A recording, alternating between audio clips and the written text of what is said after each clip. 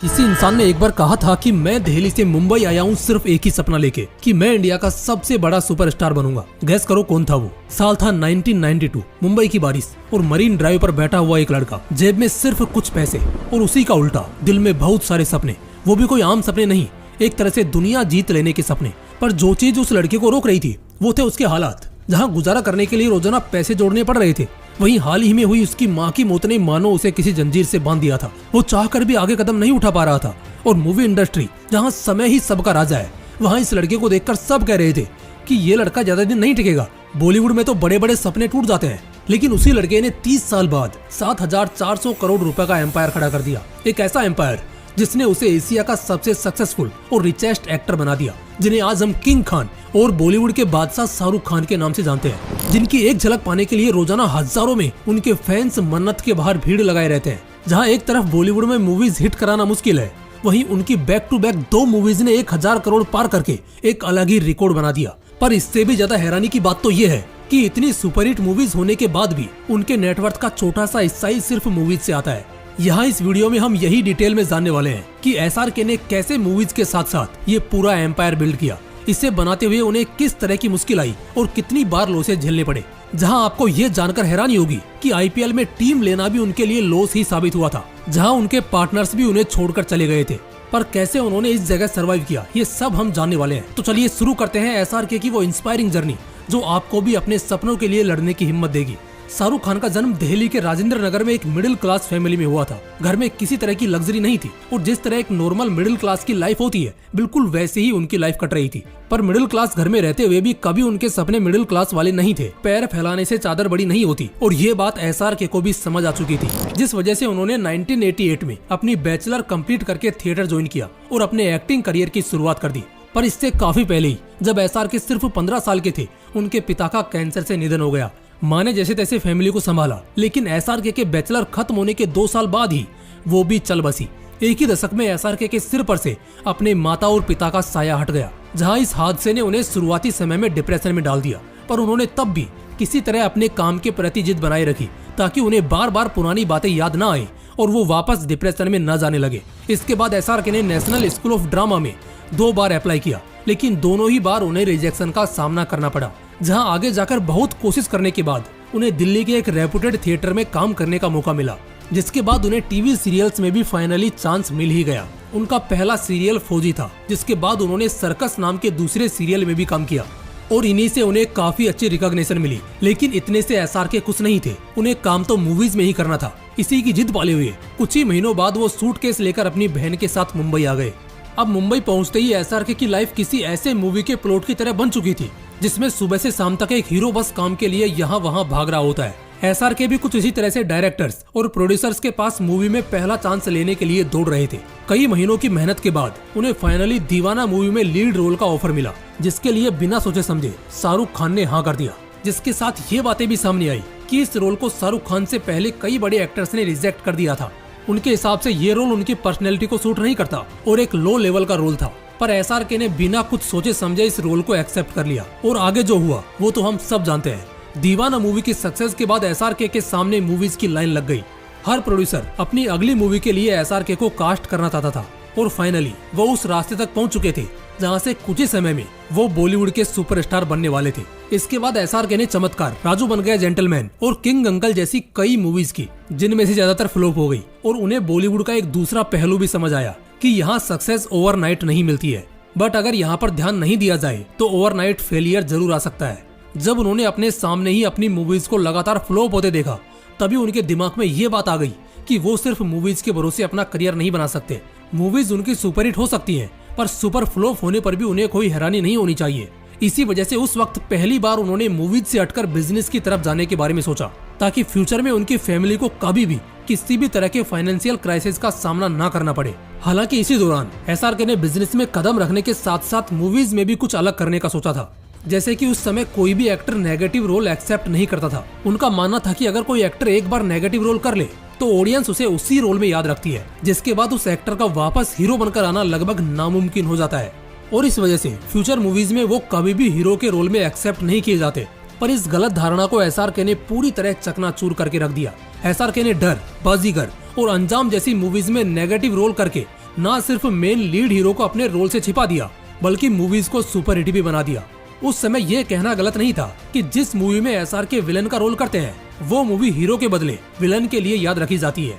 आगे जब उन्हें इस बारे में पूछा गया कि क्या आपको नेगेटिव रोल को सेलेक्ट करते हुए डर नहीं लगता कि ये एक रिस्क आपके करियर को खत्म भी कर सकता है, जिस पर SRK खुद कहते हैं कि मैंने अपनी माँ के जाने के बाद जिंदगी से डरना छोड़ दिया है। उनके लिए मुंबई सिर्फ एक सिटी नहीं थी, बल्कि छुटकारा था उस दर्द से जो उन्हें अपने पेरेंट्स की याद दिलाता था।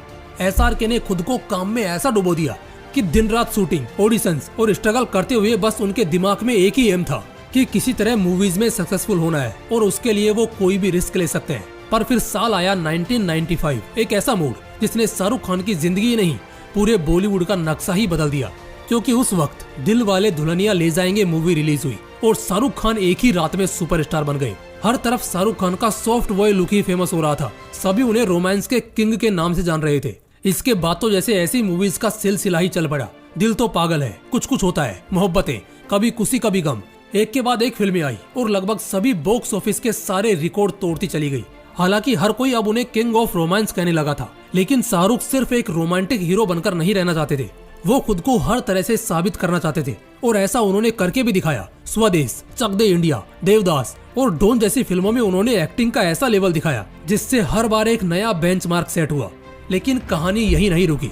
जब ज्यादातर लोग एक्टिंग के शिखर पर पहुंचने के बाद बस आराम करना चाहते थे, तब SRK ने एक नया रिस्क लिया। उन्होंने मूवीज प्रोडक्शन हाउस में हाथ आजमाना शुरू किया। 1999 में उन्होंने जूही चावला और अजीज मिर्जा के साथ ड्रीम्स अनलिमिटेड नाम से एक कंपनी शुरू की।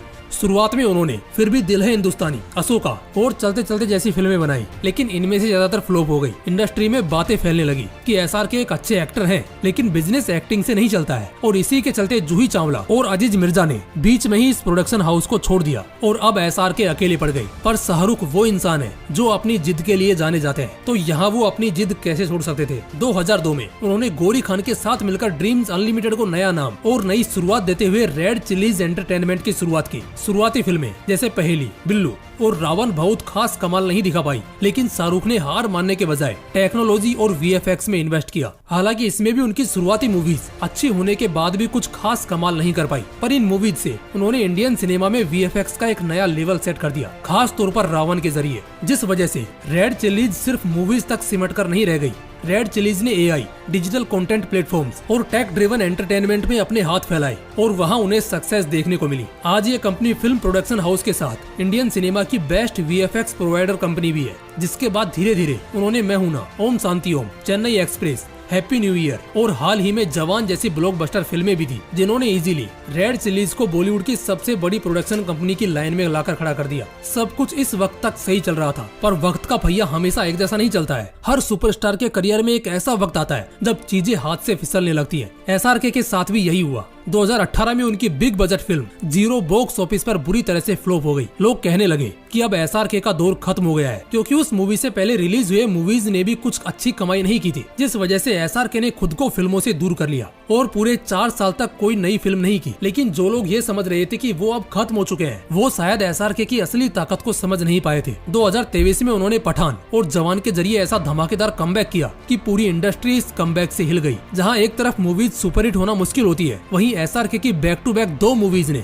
1000 करोड़ कमाकर एक अलग ही रिकॉर्ड सेट कर दिया। शाहरुख ने एक बार फिर ये साबित कर दिया कि असली किंग कभी रिटायर नहीं होता है और आज भी उनका अपने फैंस में वही क्रेज है जो कि पहले हुआ करता था। उन्होंने खुद को बिजनेस की दुनिया में भी बड़े खिलाड़ी के रूप में स्थापित किया है। 2008 में उन्होंने जूही चावला और जय मेहता के साथ मिलकर IPL team Kolkata night Riders खरीदी। शुरुआत में टीम का परफॉर्मेंस कुछ खास नहीं था, लेकिन SRK ने टीम का हाथ नहीं छोड़ा। हालांकि लॉस देखकर इसमें से भी जूही चावला और जय मेहता इन्वेस्ट करने के लिए तैयार नहीं थे, पर SRK ने अकेले ही हर जगह टीम की मार्केटिंग की। जिसके बाद 2012, 2014 और हाल ही में 2024 में IPL फाइनल जीतकर अपने टीम की मार्केट वैल्यूएशन $216 मिलियन तक पहुंचा दी। पर ये अकेली उनकी इन्वेस्टमेंट नहीं है जो उन्हें इतना प्रॉफिट दे चुकी है। इसके साथ ही SRK ने दुबई, मुंबई और लंदन जैसे शहरों में लग्जरी प्रॉपर्टीज में भी इन्वेस्ट किया है। पाम जुमेरा में बना उनका विला हो या मुंबई का मन्नत, ये सिर्फ घर नहीं बल्कि टूरिस्ट लैंडमार्क बन चुके हैं। और सिर्फ रियल एस्टेट ही नहीं, उन्होंने AI और डिजिटल कंटेंट प्लेटफॉर्म और कई टेक स्टार्टअप में भी इन्वेस्ट किया है। SRK की कमाई के सोर्स इतने फैले हुए हैं कि कोई भी सिर्फ उनकी एक्टिंग को उनकी वेल्थ का कारण नहीं कह सकता है। फिल्मों में उनकी फीस 150 से 250 करोड़ तक जाती है, पर अब वो ज्यादातर प्रॉफिट शेयरिंग, सैटेलाइट राइट्स और मर्चेंटाइज से भी मोटी कमाई करते हैं। रेड चिलीज एंटरटेनमेंट के जरिए वो प्रोडक्शन हाउस, VFX, डिस्ट्रीब्यूशन और ब्रांड डील्स भी संभालते हैं। KKR से उन्हें टीम की कमाई, स्पॉन्सरशिप और मर्चेंटाइज सेल्स के जरिए उनकी लगातार इनकम होती है। ब्रांड एंडोर्समेंट की बात करें तो Thums Up, Hyundai, Dubai tourism, ICICI bank जैसे बड़े ब्रांड्स के लिए वो एक एड शूट के बड़े आराम से 5 से 10 करोड़ रुपए चार्ज करते हैं। इसके अलावा टेलीविजन शो, स्टेज परफॉर्मेंस और डिजिटल इन्वेस्टमेंट में उनके इन्वेस्टमेंट उनकी वेल्थ को कई गुना बढ़ाते रहते हैं। आज शाहरुख खान की नेटवर्थ करीब 7,400 करोड़ रुपए के आसपास है और ये सिर्फ एक हीरो की नहीं बल्कि एक बिजनेसमैन की नेटवर्थ है। शाहरुख खान की सफलता का सबसे बड़ा राज है उनकी एडेप्टेबिलिटी और जबरदस्त लर्निंग एटीट्यूड। वो समय के साथ खुद को अपडेट करते हैं, नए ट्रेंड्स को अपनाते हैं। SRK के पंचुअलिटी और डिसिप्लिन के किस्से फिल्म सेट्स पर मशहूर है और कभी भी उनका किसी को एक्टर से झगड़ा हो ये लगभग ना के बराबर है, जो कि उन्हें हर फैन का चहेता बनाता है। दोस्तों, ये थी शाहरुख खान की लाइफ की इंस्पायरिंग जर्नी कि कैसे दिल्ली का एक नॉर्मल लड़का 7,400 करोड़ रुपए का एम्पायर खड़ा करता है। तो अगर वीडियो अच्छा लगा हो तो एक प्यारा सा कमेंट जरूर करना। फिर मिलते हैं अगले वीडियो में, तब तक के लिए जय हिंद, जय श्री कृष्णा।